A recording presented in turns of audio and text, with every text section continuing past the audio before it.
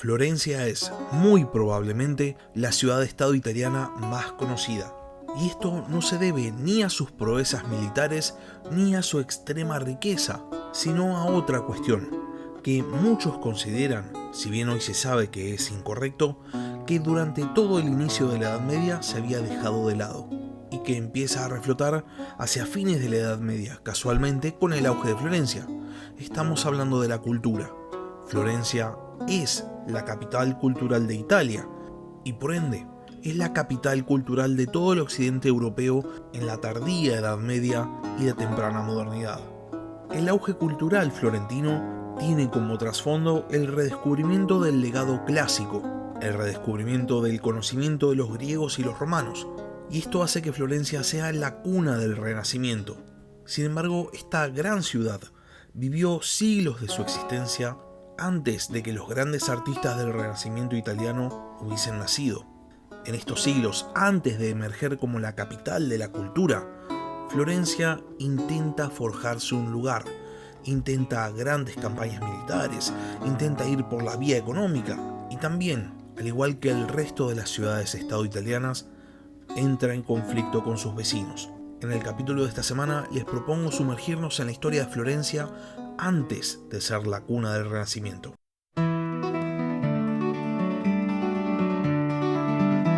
Hola a todos, sean bienvenidos al podcast de historia La Barba Roja de Barba Roja.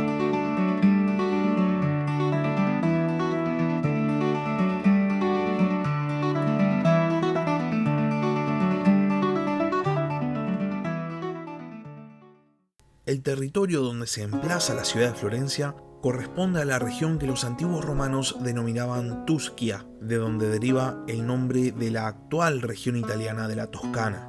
Tuscia era el nombre que los romanos daban a la región de Etruria, porque justamente en este lugar habitaban los etruscos.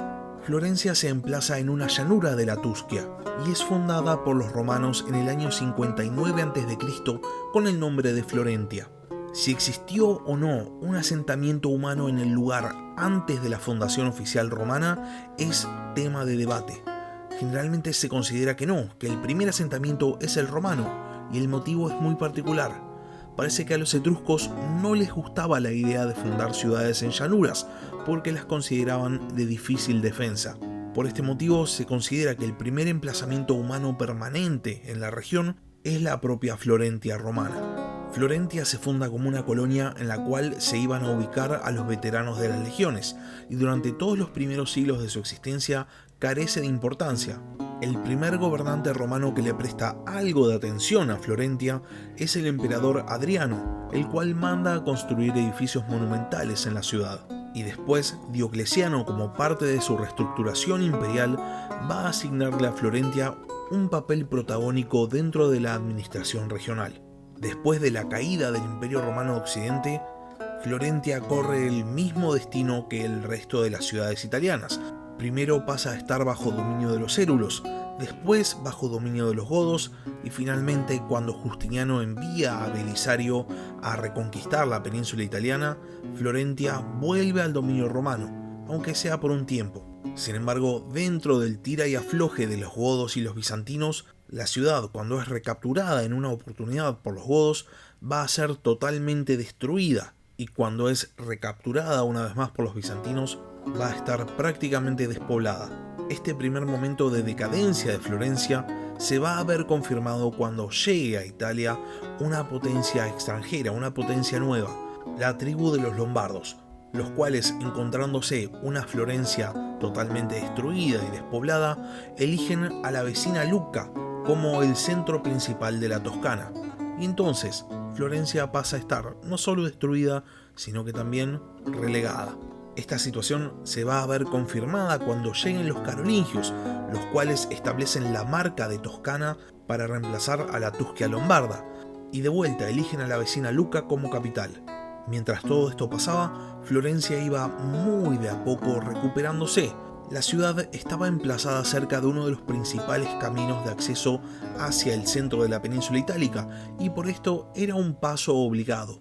De hecho, en el periodo carolingio se dice que Carlomagno va a frenar en la ciudad 2 veces, y por este motivo hay quienes especulan con una refundación carolingia de la ciudad.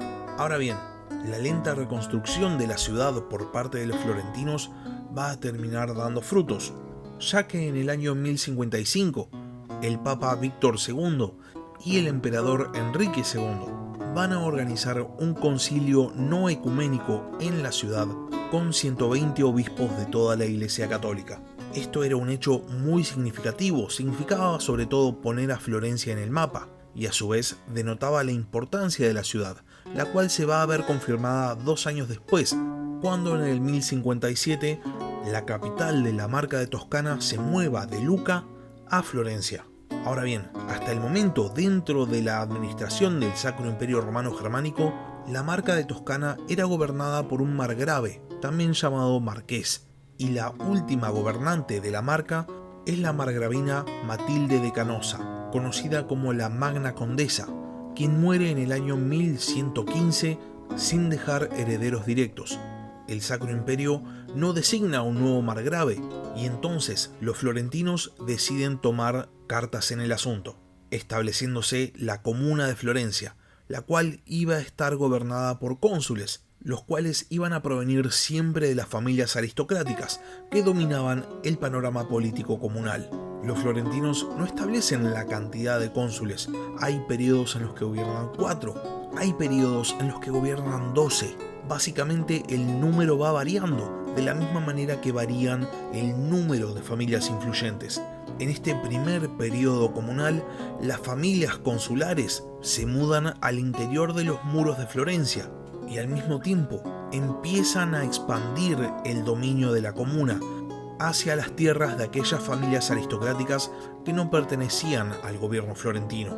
Florencia vive su primera expansión, se conquistan fortalezas, se conquistan ciudades, y al mismo tiempo que el Estado florentino se consolida, la ciudad, que había crecido muy cerca de una de las principales rutas italianas y que se había dedicado desde siempre al comercio, empieza a enviar a sus mercaderes hacia toda Europa y también hacia Medio Oriente. Los mercaderes florentinos operan en Francia, operan en los Países Bajos, también operan en el Levante mediterráneo. Y Florencia, que hasta ahora seguía siendo una ciudad de importancia secundaria, empieza a prosperar. Un proceso muy similar estaban atravesando el resto de las ciudades importantes de la Toscana y parecía que iba a estallar el conflicto. Por suerte para los florentinos, son contactados por los pisanos. Pisa se encontraba en conflicto con Génova y también con el Sacro Imperio, y entonces le pide ayuda a Florencia. Los florentinos aceptan ayudar a Pisa, pero a cambio buscaban algunos beneficios. Pisa tenía uno de los puertos más importantes de Italia y también contaba con numerosos barcos mercantes. Por este motivo, los florentinos piden a los pisanos que a cambio de una alianza se comprometan a darle un trato preferencial, tanto en uso del puerto como en uso de transporte para productos florentinos, y aparte piden a Pisa que se comprometa a ayudar a Florencia cuando inevitablemente estalle el conflicto con Siena y Lucca, que se habían aliado. Pisa acepta y entonces se formaliza la alianza. Para los florentinos, este arreglo significaba tener acceso a un puerto marítimo de primera importancia y por ende, Florencia empezaba a emerger como una potencia italiana de primer nivel. En este periodo, la propia ciudad de Florencia se va a ver transformada, motivada por su nueva categoría de potencia comercial. Para empezar, los florentinos deciden ampliar las murallas de la ciudad, llegando a abarcar el triple de superficie e incorporando a muchos nuevos habitantes. La ciudad para este momento llega a tener 25.000 habitantes y con esta expansión, tanto territorial como de población, empiezan a emerger las disputas políticas. Una de las tantas familias aristocráticas, los Hubertos, consiguen el apoyo suficiente como para intentar romper el balance de poder entre las familias e intentar tomar el poder para sí mismos. En la ciudad se genera una auténtica guerra civil. Los Hubertos se identificaban especialmente con el Sacro Imperio y del otro lado estaban los que se identificaban sobre todo con el Papa. Este conflicto civil dentro de Florencia es una de las primeras manifestaciones del conflicto entre güelfos y gibelinos. Y si bien los Hubertos son derrotados, No va a pasar mucho tiempo hasta que intenten otra vez tomar el poder. Dentro de este periodo de caos político, emerge en Florencia una nueva institución, el Arte di Calimala, a todas luces un gremio o una cofradía que aglutinaba a todos los mercaderes y artesanos que trabajaran con tela. Los mercaderes hasta este momento habían sido excluidos del aparato político florentino, por lo que intentan organizarse para conseguir representación. Es así que surgen nuevas arti, las cuales terminan alineándose con los hubertos, que toman el poder en el año 1193 y desmantelan, con el beneplácito del emperador del Sacro Imperio, el sistema de cónsules. Y si bien unos años después los cónsules se reinstalan en el poder, todos los habitantes de Florencia ya sabían que el sistema consular en realidad llevaba al caos político, y por este motivo los cónsules son reemplazados por un podestá, el cual debía provenir de una ciudad extranjera, y aparte se instauran dos consejos, uno aristocrático, noble, cerrado, y el otro colegiado, cuyos miembros iban a ser los capitanes de las arti. Después del fin del periodo consular, a inicios del siglo XIII, empieza el periodo del auge florentino. La ciudad se había ido expandiendo, había ido ganando influencia, y a su vez sus propios habitantes habían ido ganando tanto influencia como sobre todo riqueza. Surge en este momento una nueva clase social, los llamados grandes o magnates, mercaderes extremadamente ricos que se habían unido mediante matrimonios a las familias aristocráticas. Otra cosa que crece es la propia ciudad de Florencia. Otra vez se empiezan a generar barrios a las afueras de las diferentes puertas de la ciudad. Estos barrios eran extremadamente pobres. Sus habitantes trabajaban dentro de la ciudad, pero no podían pagarse la vida dentro de las murallas. Durante este nuevo periodo de expansión, los florentinos van a ver a su ciudad inmersa en este gran conflicto entre güelfos y gibelinos. Esta situación llega a un punto álgido cuando en el año 1250 todo el ejército florentino, identificado con la causa gibelina, es emboscado y destruido por un ejército güelfo. La llegada de la noticia a la ciudad produce una revuelta por parte de los güelfos florentinos, los cuales logran derrocar al podestá Federico de Antioquía, hijo bastardo del emperador Federico II y principal cara de la facción gibelina, y lo expulsan de la ciudad junto a las familias que lo apoyaban.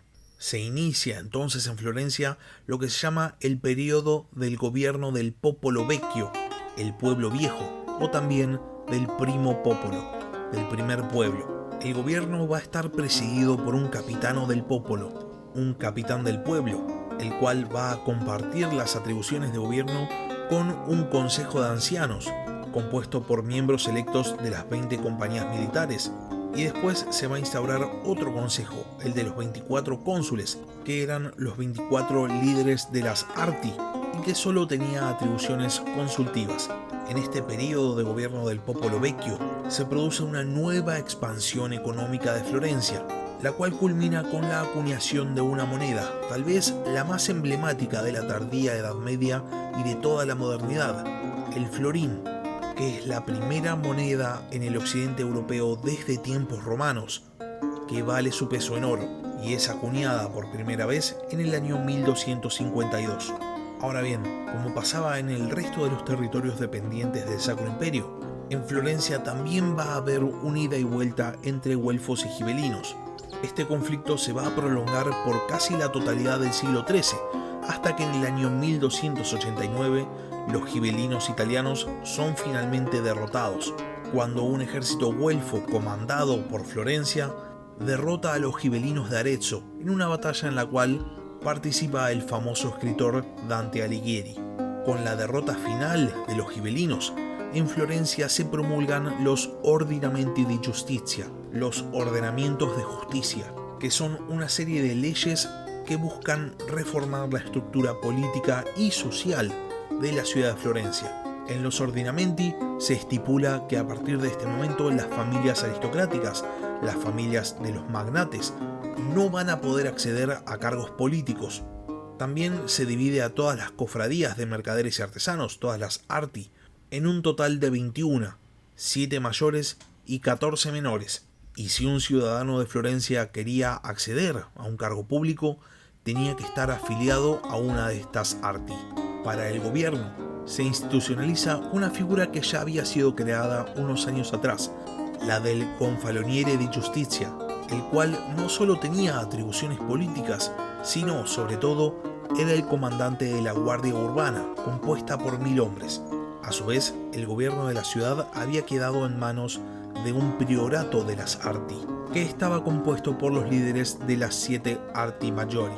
Con estas nuevas instituciones, Florencia va a alcanzar por fin la estabilidad política, lo que le va a permitir continuar con su auge económico. Y va a ser justamente este auge económico, sumado al interés de la élite florentina por el arte, y también al interés de la élite florentina por el pasado clásico, lo que va a terminar derivando en lo que se conoce como el Renacimiento. Pero eso es historia para otro capítulo. Hasta acá llegamos con el capítulo de hoy. Si llegaron hasta acá y no están suscritos al canal, les recomiendo que se suscriban. Subo nuevos capítulos todas las semanas. Y si por otro lado ya están suscritos pero tienen ganas de ayudar al podcast, pueden hacerlo transformándose en miembros del canal en YouTube o también mediante un aporte mensual en Patreon. Les dejo el link en la descripción del capítulo. Aprovecho para agradecer especialmente a los miembros del canal que hacen posible que yo siga dedicándole tiempo al podcast. Muchas gracias por haber escuchado y hasta la próxima. Gracias por escuchar La Barba Roja de Barba Roja. Si tenés alguna pregunta o simplemente querés hacer un comentario, no dudes en escribirme al mail del podcast, labarbarrojadebarbarroja@gmail.com. Hasta la próxima.